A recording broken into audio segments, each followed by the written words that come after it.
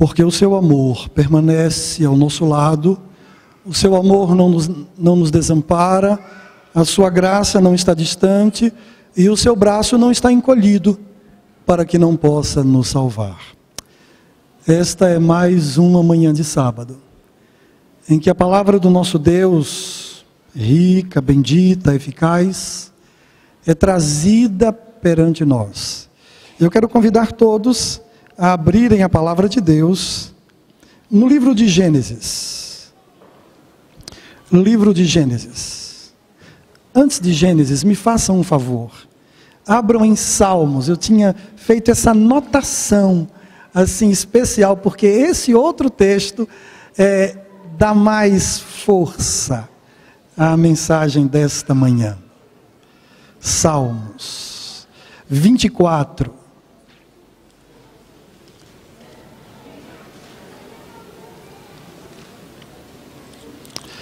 Palavra de Deus em Salmos 24, versículo 1. A palavra de Deus traz uma verdade tácita. Pronto. Deixa eu dizer como é pastor, deixa eu explicar para vocês. A gente tem um ouvido, eu não sei se é ouvido e eu não sei se é os olhos.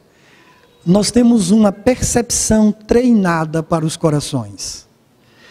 E a gente nota quando a semana de lutas da igreja foi tão intensa que o sábado não chegou. A gente nota, até sem palavras, até sem sons, a inquietude. A minha igreja querida deve ter tido uma semana de muitas lutas. Todo mundo deve ter batalhado muito. E o sábado, mesmo tendo começado ao pôr do sol, da sexta-feira, parece que às vezes ele demora um pouco mais a chegar. E reverência é muito mais do que silêncio. Compreendem? É uma alma quieta, tranquila, sóbria. Eu quero dar a vocês um exemplo. Minha pianista pode, bem junto a Cristo, você pode colocar essa canção? O pessoal que cuida do louvor. A palavra de Deus, ela precisa encontrar no coração o ambiente. Eu não posso ter um coração agitado pela semana. Me complica. E meu povo precisa descansar. Descansem no Senhor. Creiam que Deus pode lhe dar alívio. Ele pode trazer quietude a você. Eu sei que segunda-feira alguns têm que pagar duplicata, eu sei disso. Ou alguns têm que cobrir o cheque na segunda-feira. Aquietai-vos. Sabei que o Senhor é Deus. Tá? Vamos louvar ao Senhor bem junto a Cristo. Obrigado. Vamos. Bem junto a Cristo. Você quer estar junto a Ele?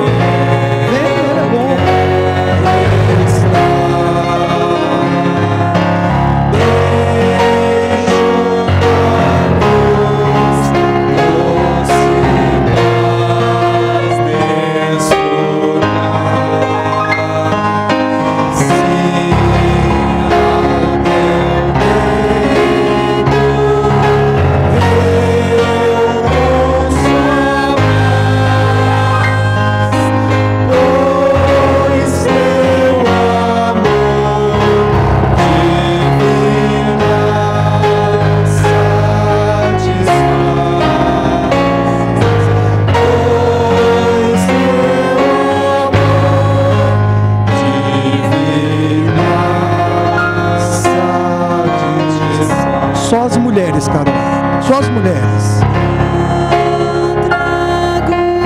Que Deus abençoe a cada uma de vocês. Que Deus abençoe os sonhos, a vida, os sentimentos de vocês. Deus abençoe cada uma de suas filhas. Vamos nós, os homens.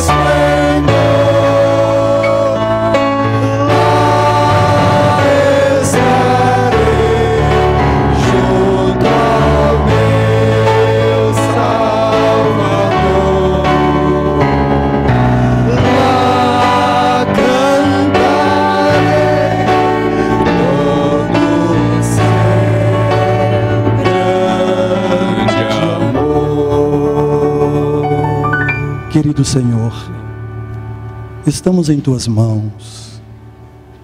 Eu sei que alguns estão agitados ainda pela correria da semana.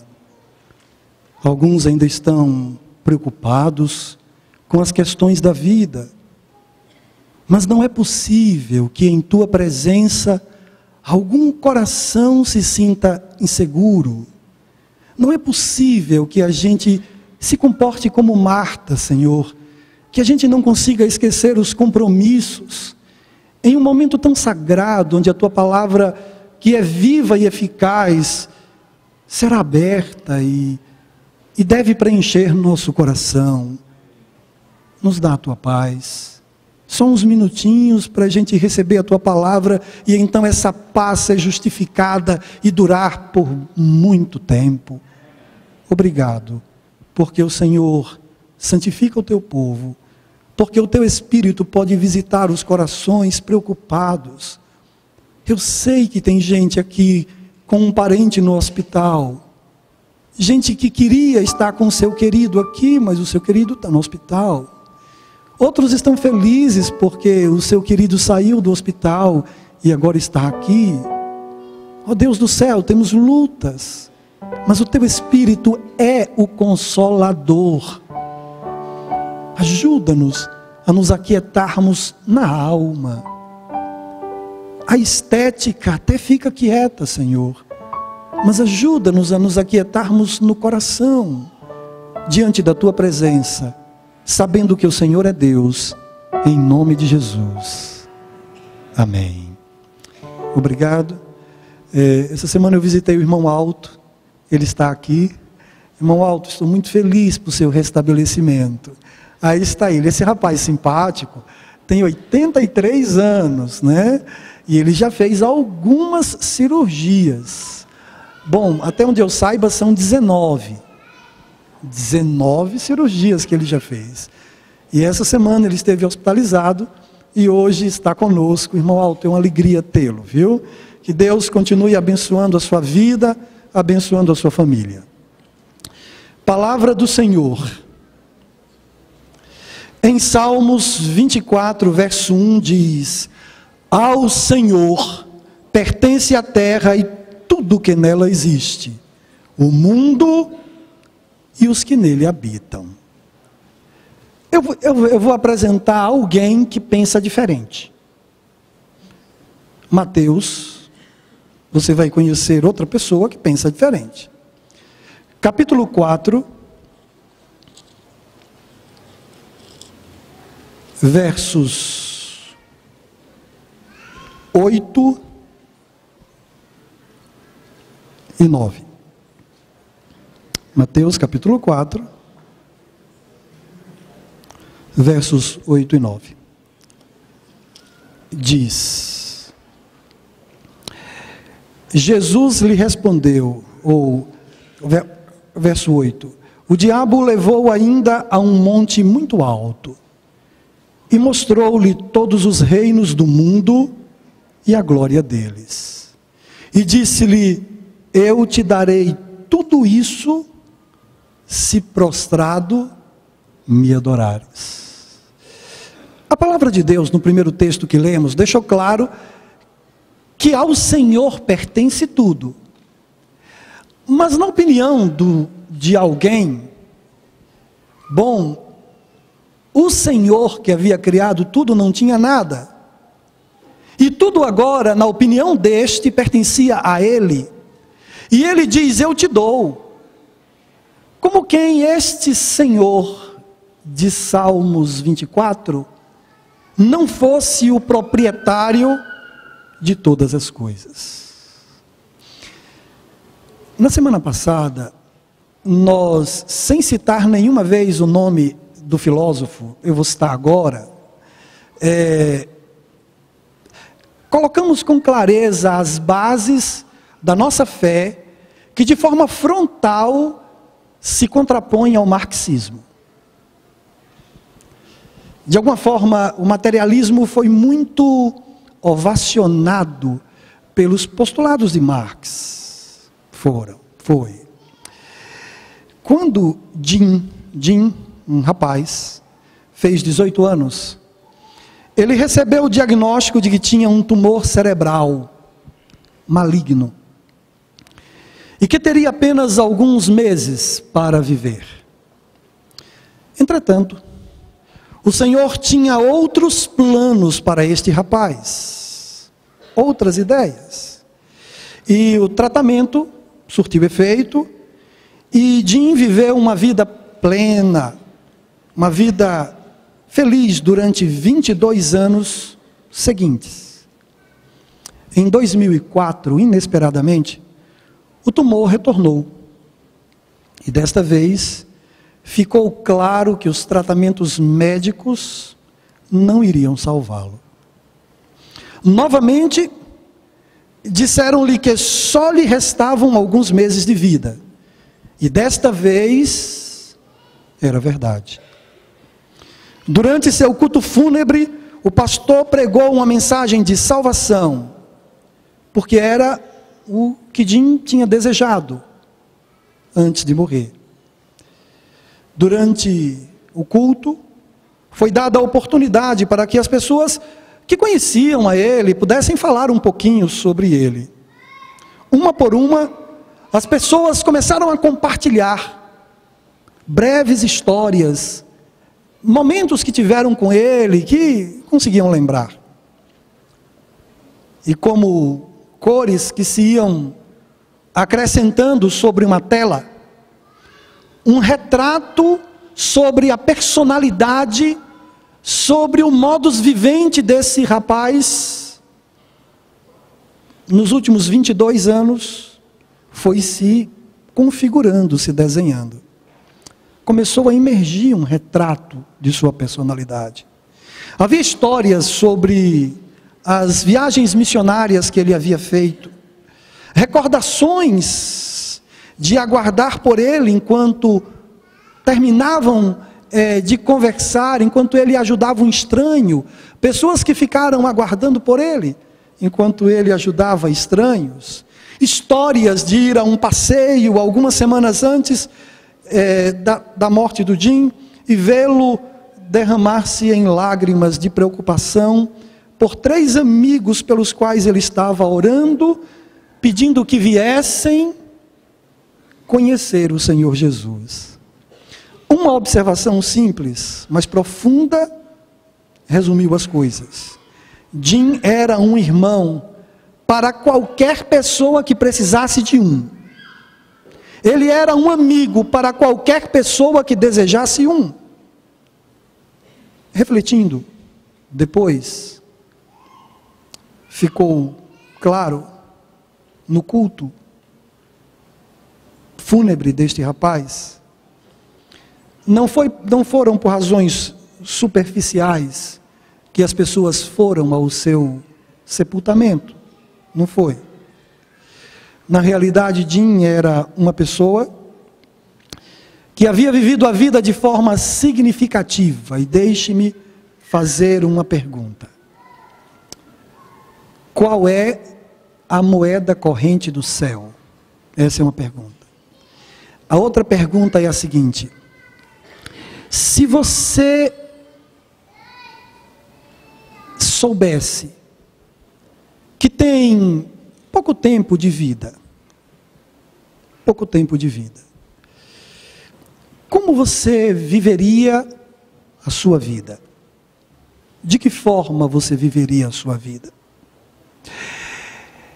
A minha preocupação é, se na consciência de cada um de nós a resposta for, eu mudaria isso, mudaria aquilo outro, eu vou dizer a todos vocês que todos nós temos pouco tempo de vida. Porque talvez, se dando conta da brevidade da vida, só assim alguns adquiram corações sábios. Hoje, aos 47 anos, exatamente hoje, em que fica fácil perceber que o que falta provavelmente é menos do que o que já foi,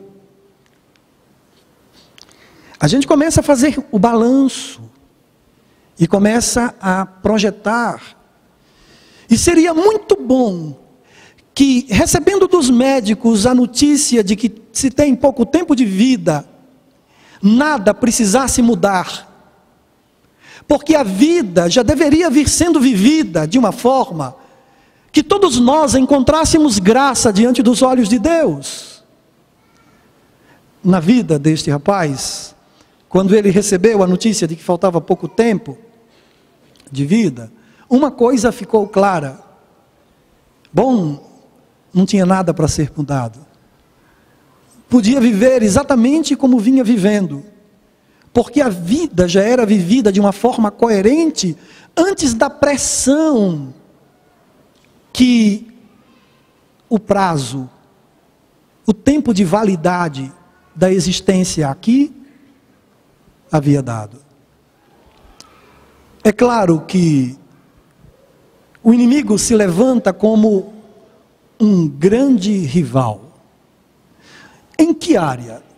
70% das parábolas de Jesus são voltadas para a temática da materialidade, as coisas, e nossa relação com elas. Porque elas estão muito presentes, porque elas conseguem nos dar conforto, e porque elas conseguem nos dar muitas coisas, muito bem-estar. As coisas acabam assumindo uma posição de muito destaque na vida de muitas pessoas. E as coisas precisam voltar para o seu devido lugar. Elas são importantes? São. No capítulo 1 de Gênesis, quando Deus cria a matéria, tudo que tem massa e ocupa um lugar no espaço, Deus, no capítulo 2, Ele fala sobre os nossos relacionamentos interpessoais, Ele fala sobre o nosso relacionamento com Ele, Ele fala também sobre o nosso relacionamento com as coisas. Nossa relação com as coisas é de cuidado e guarda. Sempre nessa dimensão, cuidar e guardar as coisas.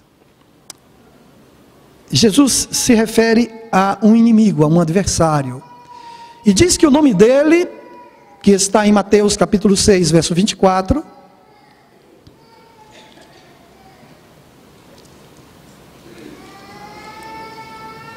fica claro: ninguém pode servir a dois senhores, porque ou odiará um e amará o outro, ou se dedicará a um e desprezará o outro. Não podeis servir a Deus e a Mamon. Mamon era conhecido como uma divindade responsável por riquezas, bens materiais. Assim Mamon era visto. Quem é? Quem é? Ele existe hoje. Ele influencia hoje. Quanto de minha vida é dirigida por Deus e quanto de minha vida é dirigida por esta divindade? Entre aspas. Quem é Mamon? Quais são as suas exigências? O que ele cobra de cada um? Facilmente a gente se veicula filmes, recentemente um filme com Al Pacino, né? Onde mostra ele oferecendo a um advogado tudo o que ele quisesse, fama, oferecendo a um escritor tudo o que ele quisesse, para que ele pudesse, em troca da alma dele. O grande detalhe é que a gente não precisa negociar abertamente, dizendo textualmente que negocia a alma em troca de coisas. Não é preciso haver essa declaração tácita, porque basta haver um comportamento que deixe claro qual é a minha preferência. Pensem em um detalhe. Quem é Mamon? Jesus se refere a Mamon como uma divindade, como um rival, como alguém que se rivaliza por um espaço em seu coração. Bom, ele assume uma dimensão até espiritual, psicológica. Ele é colocado como uma divindade porque ele consegue assumir papéis, influência e importância na minha vida que só Deus deveria ocupar. Tipo, Mamon me dá segurança? Me sinto seguro? Se tem muito aqui, ó, tem muito mesmo, então eu me sinto seguro. Me sinto seguro em relação às garotas, me sinto seguro em relação aos colegas, me sinto seguro. Passo uma sensação de segurança, de eu posso, de estou safo. Um Deus, ele determina os valores das coisas, e Mamon, ele tem o poder de convencer as pessoas que elas podem comprar tudo, elas podem ter tudo, e inclusive a felicidade pode ser adquirida. Søren Kierkegaard, um filósofo dinamarquês, ele foi a pessoa que eu vi tratar o tema da angústia com mais propriedade. E é incrível que quando ele traz esse tema, ele fala de angústia como sendo o poder que o vazio tem para produzir mal-estar. Na semana passada eu citei um exemplo, dizendo que na física pode ser que o vazio seja a coisa mais leve, mas na espiritualidade o vazio é a coisa mais pesada. Como é difícil se carregar uma alma vazia. O detalhe é que Mamon, fica comprovada a sua falácia, fica comprovado que ele não tem poder, quando a gente vê vidas que estão cheias de poder para o consumo, mas angustiadas e sem vontade de viver.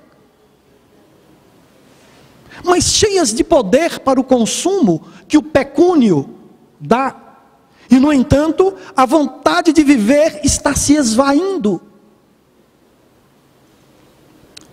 Uma divindade, ela exige respeito, temor. E parece que diante do poder econômico, algumas pessoas se dobram. O policial de trânsito que prometeu respeitar as leis, muitos se dobram.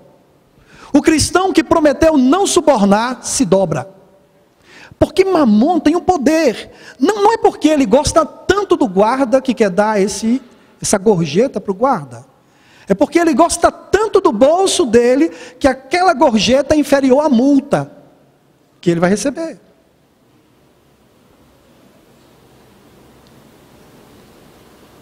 Mamon impõe respeito, meu irmão. Ele se faz valer. Uma outra característica de uma divindade é governança. O poder não pode estar na mão de alguém por causa do que ele possui. Exemplo, maridos que trabalham e esposa não. Se ele tem liderança na família, é em função do amor, conforme Efésios deixa claro, e não porque ele banca. Bancar não é o critério para governar, não é? É o amor, é a capacidade de renunciar, de se sacrificar, de se entregar. Este é o critério. O que faz de um homem um líder em sua família, não é o fato de que ele traz o dinheiro. E na nossa cultura, que na semana passada nós até rasgamos um pouco mais, até talvez do que deveríamos, empobrecida, que nossa cultura é pobre, não se enganem. Quem pode, manda. Quem banca, manda. Entre vós não seja assim. Mas Mamon tem esse poder. Ele se impõe.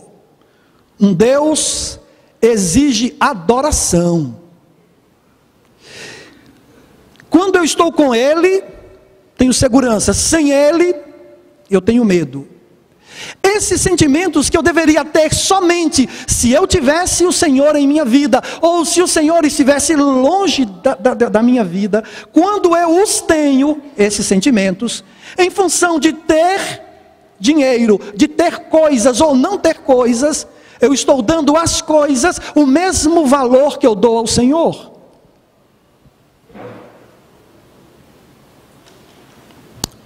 Existem alguns sintomas da influência de Mamon. Eu vou fazer um teste com vocês agora.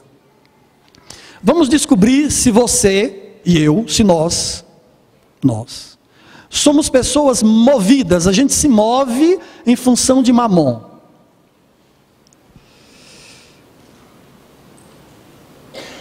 O seu estado de humor é a primeira pergunta. A respeito disso, duas. O seu estado de humor muda pela quantidade de dinheiro que você tem? É só para pensar. Mais dinheiro, mais feliz, mais satisfeito, mais realizado, mais descolado. Menos dinheiro, menos também. Outra pergunta. Você vive contente com aquilo que tem? Ou vive cobiçando o que não tem? É fácil. Você julga sempre que seria mais feliz se tivesse aquilo que aquela outra pessoa tem? Como você avalia que seria a sua vida? A palavra de Deus tem uma proposta. Sei estar contente em toda situação. Tendo muito ou tendo pouco, eu sei estar contente. Existem coisas que são maravilhosas. Eu vou contar uma história inacreditável. Inacreditável. Eu era pastor em Fortaleza. Eu morava em Aracaju. Meu pai tinha um terrenozinho e ele me deu e eu construí a minha casinha e botei uma lâmpada só dessa grandona, na cumieira. Disse, mulher, a gente vai ali para dentro. E a minha mulher corajosa, e foi. E com as economias a gente foi concluindo a casa. Eu me mudei para Fortaleza, isso em Aracaju. Aí eu me mudei para Fortaleza. Chegando lá eu disse, mulher, vamos vender a casinha lá de Aracaju e vamos ver se a gente compra um aqui. E aí nós vendemos a casinha em Aracaju e vamos ver se dá para comprar em Fortaleza. Eu comecei a procurar, procurei bastante, eu sou muito tranquilo com essas coisas. A ansiedade me pega pouco. E eu fiquei olhando, medindo as coisas e tal, comprava o jornal, olhava, pegava o site de imóveis, olhava também. E numa manhã de domingo, eu sentado, sozinho, pensativo, olhei, poxa, eu vou ver esse negócio aqui. Peguei o anúncio e fui visitar. Visitei, a dona da imobiliária estava lá, me levou até a casa. Quando eu entrei, eu vi portão de alumínio com acionamento eletrônico, elétrico. E o bicho, eu acho aquilo chique. Passou. Eu entrei com o carro, rodeei a casa, fui lá para trás, tinha vaga para 2 carros, 3 carros. Cisterna, muito boa. Bomba, muro, cerca elétrica, em cima do muro tinha cerca elétrica. Na frente um gramado legal, 3 palmeiras. Depois das palmeiras uma piscina, olha só. Depois um deck, olha só, tudo lá. Puxa, muito legal. Quem é o dono? Ela disse, o dono foi embora para a Alemanha. Nem liga mais, não vem, ele quer se livrar disso aqui. É mesmo, é. Ele achou a pessoa certa. Quanto é? Aí ela disse, ele quer só R$3.000 e o resto em parcela de 1.000. É mesmo. Eu entrei, comprei e entrei. Uma coisa que não existe, a 400 metros assim da praia. Caminhava com minha esposa lá pela praia. Em Aracaju, quando eu acabei de construir a minha casinha, acabei tudo, uma varandinha, 2 redes eu comprei, ainda tenho as redes. No outro mês o chamado veio, para me mudar. Adeus mundo cruel, estou indo. Estou em Fortaleza, estou na beira da praia. Gente, vida boa, não fique pensando que é vida ruim não, é vida boa, viu? Boa mesmo. Olha, tudo de alumínio, tudo bom, excelente, 154 metros quadrados a casa. Excelente a casa. Excelente, estou dizendo que é boa, porque é por 5 anos de construída. Estou falando coisa ruim, 4 quartos, 3 banheiros. Eu estou falando coisa boa. Deus deu, olha, Deus deu, porque não existe esse preço. Existe, vocês conhecem? Isso não existe, pronto, é um consenso. Mas quando o chamado bateu, fui. Por quê? Porque eu sei quem é o meu Senhor. Essa lucidez a gente não pode perder. Clareza, clareza. Quem manda em mim não é o meu sonho de morar em uma casa na beira da praia. Deliciosa. Eu tenho um outro Senhor. Mamon não tem autoridade sobre a minha vida. Essa é uma coisa que cada crente tem que carregar na sua alma. Eu tenho uma outra pergunta. Você é um gastador compulsivo, você gasta sem pensar? Vamos ver. 3 perguntas para você pensar, e aí você vai se responder se você é assim ou não. Você gasta para suprir sentimentos de inferioridade, por exemplo? Tipo, não, tá todo mundo usando e eu tô demodê. Eu tô aquém da moda, eu preciso me atualizar. Outra pergunta. Você gasta para ser aceito ou aceita pelas pessoas? Uma última. Você gasta e depois de 5 minutos você se arrepende? Essas 3 coisinhas vão clareando, vão fazer você pensar. Se você gasta primeiro e pensa depois. Ou seja, se você é compulsivo.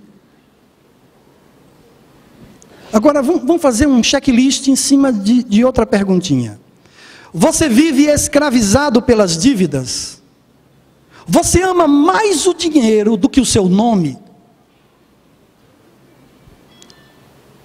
Essa pergunta nós respondemos com outras 3. Pense. Você está sempre pagando juros para financeiras e bancos? Você está sempre assim? Pagando juros para financeiras e bancos? Está querendo que as coisas cheguem antes de poder ter as coisas? Antes de poder ter, as coisas têm que chegar. Consumido pela ansiedade, tem que comprar em 3 parcelas. Espere 3 meses. Não, mas é porque a ânsia de querer. Ânsia de querer.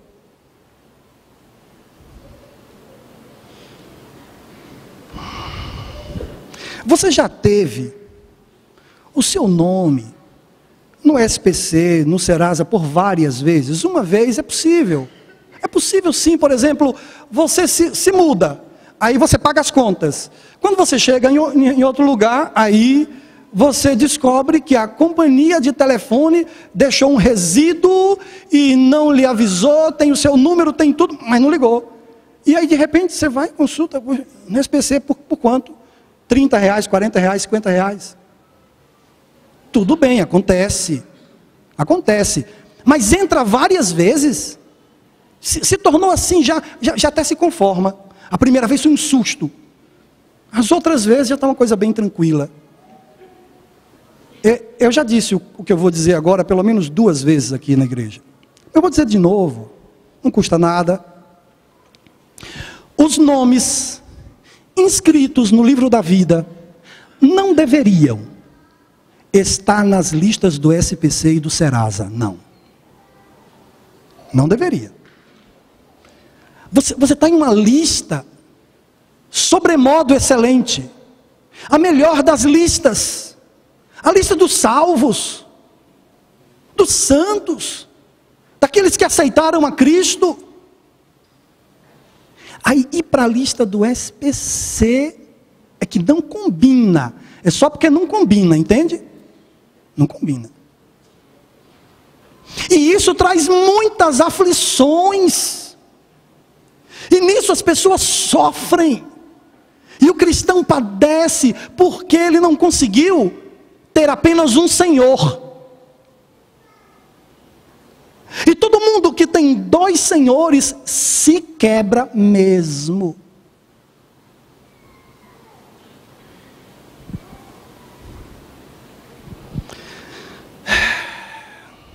Você sabe diferenciar desejo de necessidade? Ah, eu quero. De, eu preciso.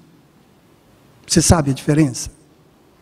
Ou fica tudo tão confuso que para aplacar a consciência, eu já dei com minha razão uma manobrada na consciência, dei uma amortecida nela e chamei desejo de necessidade. Aí desejo agora virou prioridade, porque eu elevei o status dele. Era só um desejo, e agora virou uma necessidade, que migra rapidamente para prioridade. Rápido.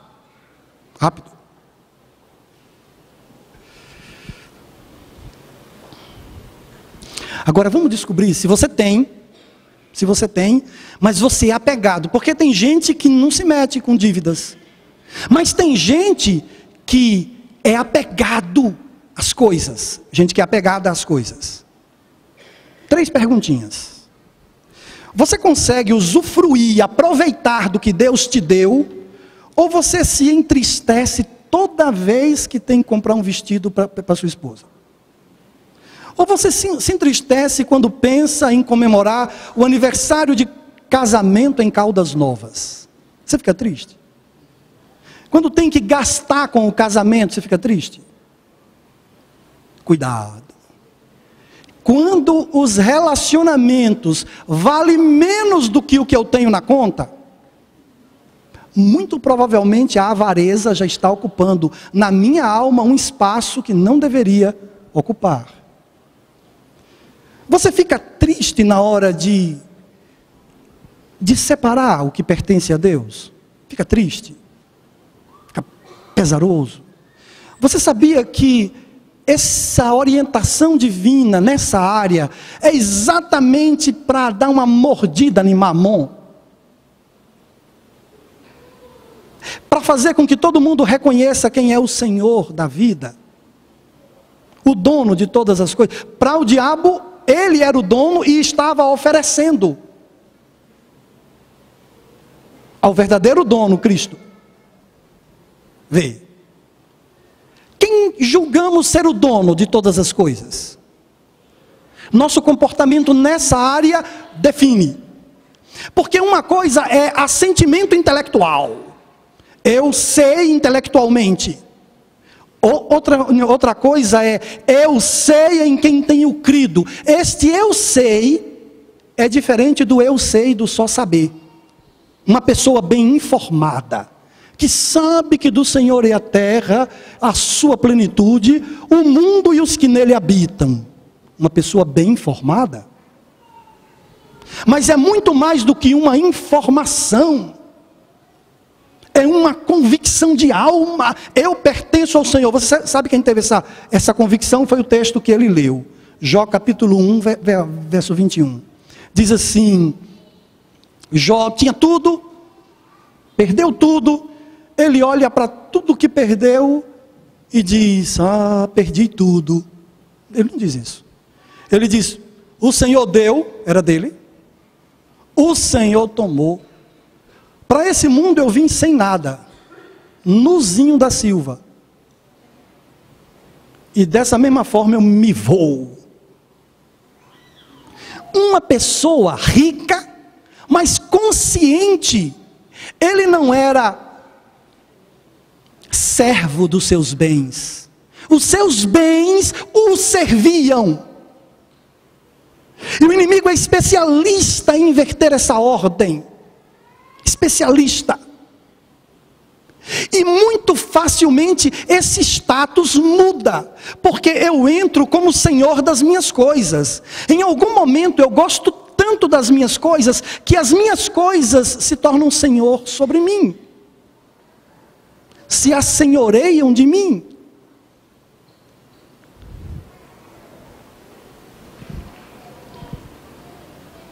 Filho de Deus. 3 pensamentos devem ocupar a sua mente, para que você se veja livre desta influência, desse poder psíquico, dessa coisa que ocupa o lugar de Deus. 3 pensamentos. Tudo que eu tenho, é o primeiro, pertence a Deus. Esse pensamento me liberta. Porque se tudo que eu tenho pertence a Deus e está comigo, então Ele gosta de mim, meu irmão. Ele gosta de mim. É dele, mas está comigo. Me deu de presente. Primeiro sinal, Ele gosta de mim. Isso é bom. Então, quando eu penso que tudo que eu tenho pertence a Deus, mas está comigo, olha que coisa. Puxa, eu não sabia. Ele gosta de mim. Tudo que eu tenho, como é dele, Ele cuida. Ele cuida, é dele. Ele cuida. Se eu estou convicto que inclusive eu sou dele, aí Ele cuida de tudo que eu tenho, cuida de mim, e a bênção é completa.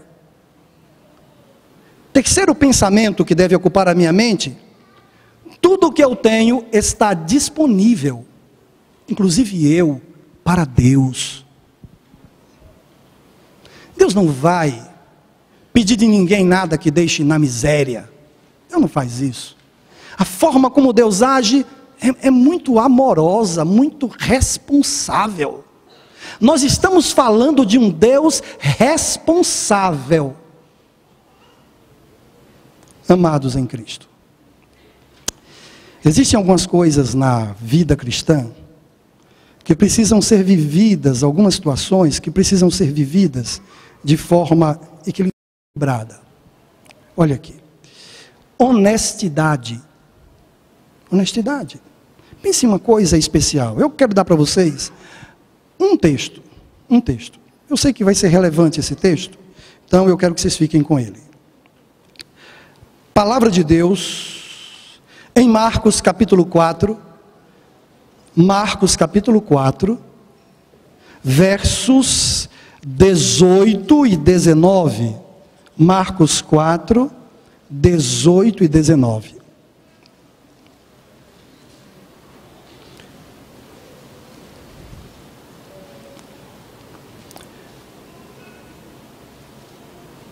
Outros ainda são como os que recebem a semente entre os espinhos.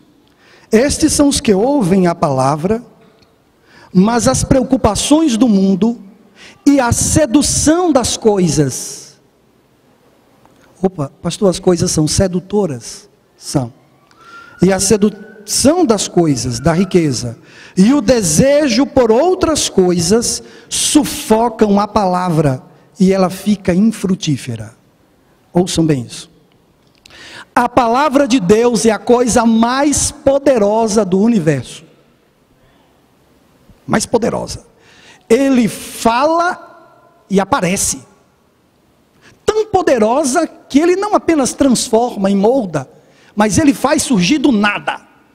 Na natureza existem, tem uma professora de química aqui, 92 elementos em estado natural você encontra. Aí depois você tem os transurânicos e os cisurânicos. E são elementos e outros elementos que são sintetizados em laboratório, por exemplo.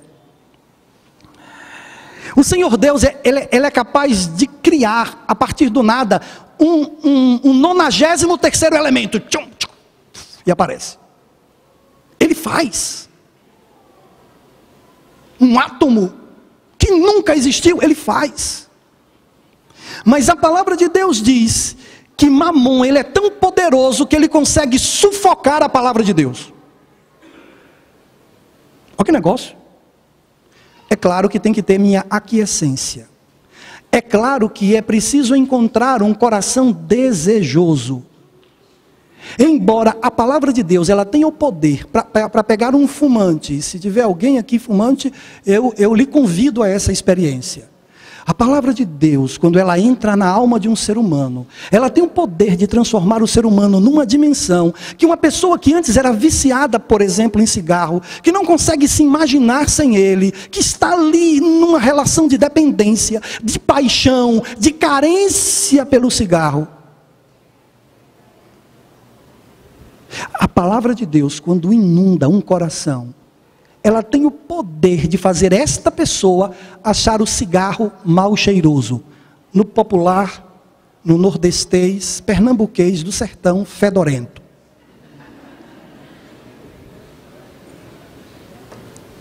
Tem esse poder. E isso é um fato. O que acontece na química do cérebro do apaixonado que agora perdeu a paixão, eu não sei. Eu só sei que a conversão é o fenômeno mais extraordinário da vida, da existência. E Jesus Cristo tem esse poder. Mas a palavra de Deus diz que Mamon tem o poder de sufocar a palavra de Deus no coração de um ser humano. Pedido número 1, pelo amor de Deus, não brinquem com as coisas. Toda vez que você for pegar em dinheiro, veja se você fica com vontade de rir. Que vontade de rir? Ficou subitamente feliz, subitamente contente. É bom ter, é bom ter. Mas não é bom ficar feliz por isso. Bom é ficar feliz por outros motivos. Ou então o dinheiro deu uma quebrada. E aí lá estou eu na pior. Como deveria estar apenas se não tivesse Jesus, e não se não tivesse dinheiro.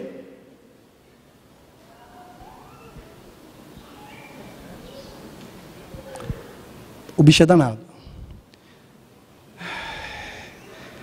Em Filipenses, não precisam, se quiserem abrir Filipenses 4, está escrito assim, texto, eu não vou nem ficar me demorando.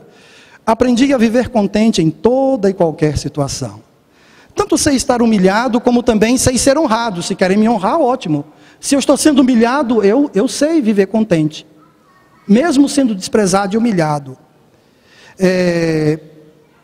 De tudo e em todas as circunstâncias, já tenho experiência. Tanto de fartura, como de fome.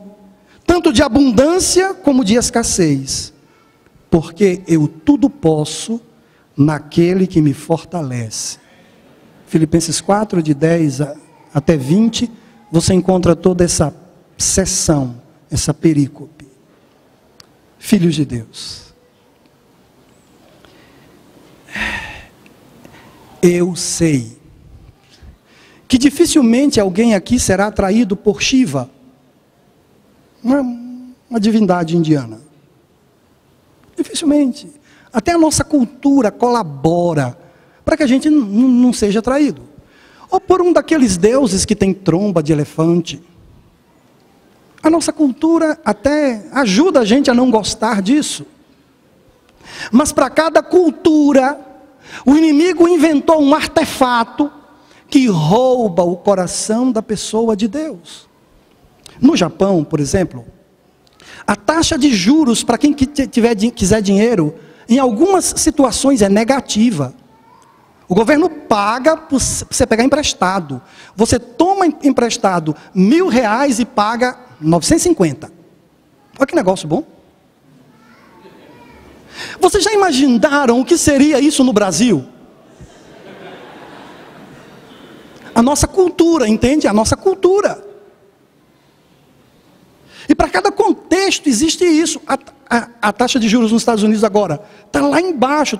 A economia essa semana deu um rebu, porque muito provavelmente a taxa de juros norte-americana vai subir. Cultural. Para nós que somos brasileiros, que estamos dentro desse guarda-chuva cultural, nós somos tentados em alguns aspectos, e o medo mesmo, é o poder que Mamon tem para sufocar a palavra de Deus. Sufoca. E não é que sufoca porque você deixa de ler, não. É que sufoca porque, apesar de ler, a gente faz nossa interpretação. A gente faz uma hermenêutica particular. E distorce. Para que a mente não fique incomodada. Incomodada. Pelo amor de Deus, evite dinheiro a juros. Pelo amor de Deus, evite dever aos outros a não ser amor. Uma coisa é compromisso, outra coisa é dívida. Cuidado com o mercado, ele é traiçoeiro. Em que aspecto? Uma coisa é o financiamento do banco. Uma outra coisa é, por exemplo, o carro que você vai comprar. São dois negócios. Nós estamos em uma cultura de exploração. O cristão, ele tem que ser o quê? Prudente.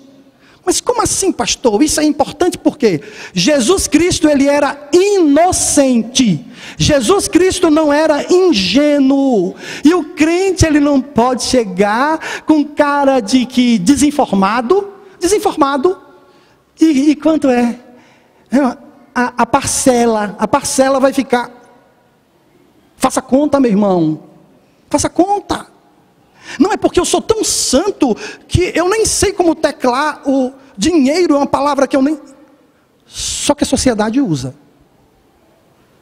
E aí você compra um carro, paga 2, e no final você só tem meio. Quando eu digo que Jesus Cristo era inocente e não ingênuo, eu acho que em alguma ocasião eu já disse isso a vocês. Aí ele multiplicou pão. Que bom, né? Todo mundo comeu, ficou feliz. Aí ele pegou e multiplicou de novo, mais pão. Coma, todo mundo é. A segunda. Aí o povo vem de novo, aí ele olha assim e diz: vocês estão aqui por causa da comida que perece. Eu duvido que vocês achem a terceira multiplicação. Duvido, procure lá para ver se tem. Não tem. Porque ele não era manipulável. E o cristão, ele deve ser inocente, sem culpa, sem delito. Mas o cristianismo, trazer em mim uma mente pueril, não é bíblico. Aí lá vinham os escribas e os fariseus, para pegar Jesus. Aí a Bíblia diz que eles não conseguiam, porque Jesus conhecia as intenções deles. As intenções deles. Então, me perdoem, mas esta inocência quanto à relação entre capital e trabalho, quanto à relação entre consumo, essa inocência não é cristianismo. Inocência sim, esta ingenuidade não é cristianismo. Não misture as coisas. Continha, onde tem a melhor taxa, onde tem. Na minha igreja eu tenho gente que é segura nesse negócio. Você bate papo com uma pessoa, você percebe quando ela é presa fácil de mamon e do sistema. Por exemplo, o irmão Silas. Você senta para conversar com ele um pouquinho, você sabe que antes de comprar uma coisa, o impulso não leva ele. Não leva, meu irmão. Ele consulta, ele vai, liga para um banco, liga para outro, vê, vem, estica, puxa e tal. E quem quiser que brigue para tê-lo como cliente. Não é uma pessoa com cara de santo misturando com ingenuidade. Uma palavra simples, o mundo é mau. Mal, o mundo é mau. Não seja ingênuo. Não faça o que o mundo faz. Também não. Também não. Aqui eu tenho várias pessoas que compreendem a necessidade só de ser prudente, para não entrar em armadilhas. Mas é provável que alguns estejam sofrendo. E o Deus do céu, que te ama demais, quer te libertar. Pelo amor de Deus, olhe só aqui, são minhas últimas palavras, por favor. O que nós precisamos para sobreviver, gente, é muito pouco. É muito pouco. A gente não precisa de muita coisa. Precisa de pouco, com pouca coisa a gente vive. Se Deus colocar muito nas suas mãos, administre, que bom. Foi Deus quem colocou. Aí o checklist para saber se o que você tem é bênção ou é maldição, é você descobrir se as coisas lhe servem ou se você que serve as coisas. Pastor, mas eu descubro isso como? Minha prioridade são meus relacionamentos ou é a conquista de mais coisas? Um cristão não pode viver nesse mundo sem reflexão. Não pode. Estou comprando porque a minha autoestima está lá embaixo. Loucura. Não se ergue a autoestima porque adquiriu uma coisa que não tinha. Se ergue a autoestima pela consciência de que Deus me amou de tal maneira que deu o seu filho. Essa consciência me ergue. Isso me levanta. E quando tiver muito, faça como Paulo. Sei estar contente quando tenho muito. Mas sei também ficar contente quando tenho pouco. Porque as coisas não mandam no meu humor. Não mandam. As coisas não mandam no meu chamado, no meu futuro, no meu destino, no meu propósito. Eu mando nas coisas, elas não mandam em mim. Por quê? Porque eu tenho um Senhor em minha vida. Pense num tipo de conteúdo que a gente tem que todo ano trazer, um pouquinho só, mas tem que trazer. Porque parece que Mamon não se cansa. Ele não se cansa. E eu encerro só falando de uma preocupação. Em algum momento, a gente vai ter que parar um pouquinho para conversar em cima de um tópico que muito me incomoda. E que o inimigo amordaçou o ministério. Que é o tópico da sexualidade. O inimigo ensina todo mundo a fazer sexo, o inimigo. Deus também ensina. Mas o ensinamento de Deus ninguém pode falar. Porque a igreja é santa, a boca do pastor come pão de santa ceia. Como é que vai falar nessas coisas?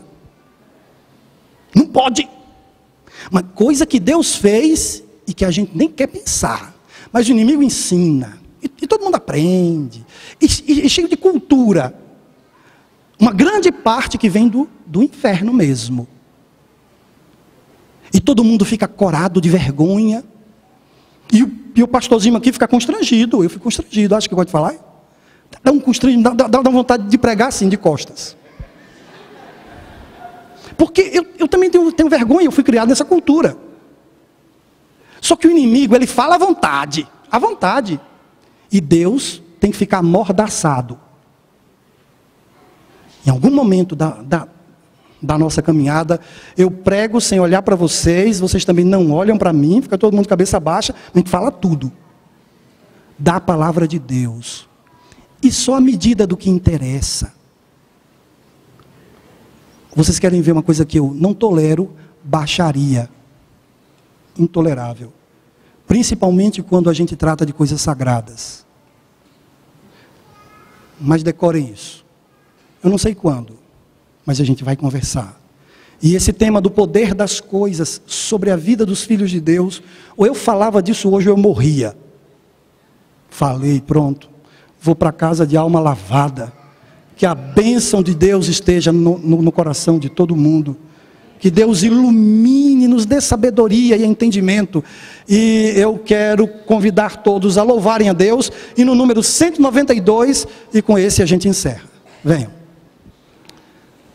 Este hino, ele é assim, poderoso. São 2 estrofes, ele é curtinho, ele é dinâmico, vivaz, ok? Vivaz. Nada de mortaz. Morto não. Vamos nos levantar e vamos louvar ao Senhor. Conforme a tua infinita graça. Senhor, perdoa as minhas faltas. Ergue a minha cabeça, Senhor. Me dê sabedoria, segurança. Vamos juntos.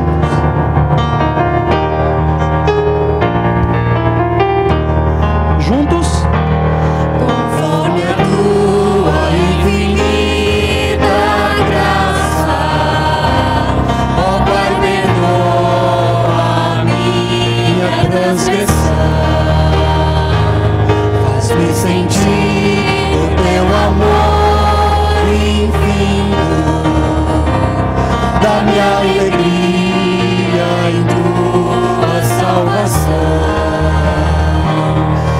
uma vez eu sinto meu pecado. Ah, Senhor, Tu és o meu único Deus. Contra ti, Não existe outro Deus semelhante a Ti, Senhor. Tu és o meu Deus. concede, ó Deus a mim misericórdia. E entoarei a Ti, somente a Ti. Dei a ti o meu louvor. E o seu coração pertence a quem? Coração entrego a ti, contrito, perdão imploro, meu Senhor e Rei, conforme a tua infinita graça, misericórdia assim alcançarei. Mas uma vez eu sinto meu pecado,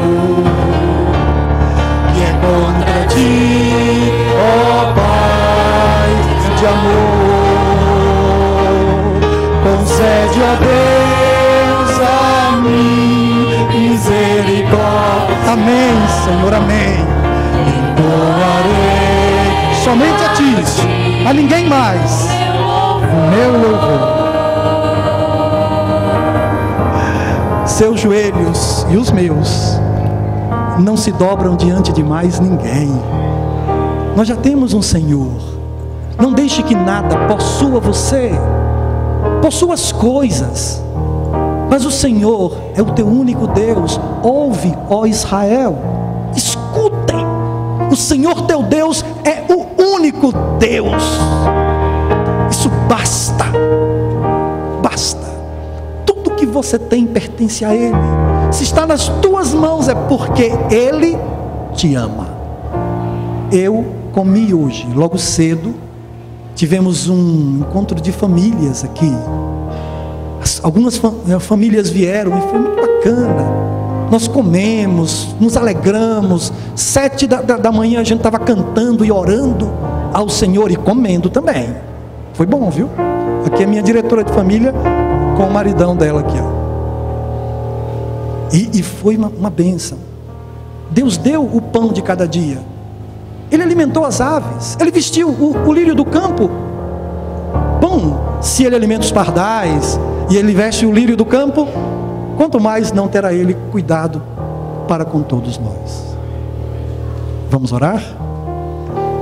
Querido Pai que está nos céus, que não haja na vida de ninguém aqui qualquer sombra de mesquinharia, negando a família, coisas que demonstrem carinho, atenção, cuidado, só pelo prazer de ver a conta bancária maior. Ajuda para que ninguém aqui seja seduzido pelas coisas a tal ponto de comprometer o nome, amar mais a posse das coisas do que o próprio nome. Nome este que também não é propriedade nossa, é propriedade tua, porque o mundo nos chama de cristãos. Ajuda-nos a sermos responsáveis com o nosso nome, Senhor. Ajuda-nos. Ajuda-nos para que a matéria não seja mais atraente, não conquiste mais espaço do que o teu Espírito, que nos dá a matéria, que nos dá as coisas, que tem provado o seu amor para conosco. Ó Deus, nos dê sabedoria, para que a gente não confunda cristianismo com ingenuidade. Devemos ser inocentes.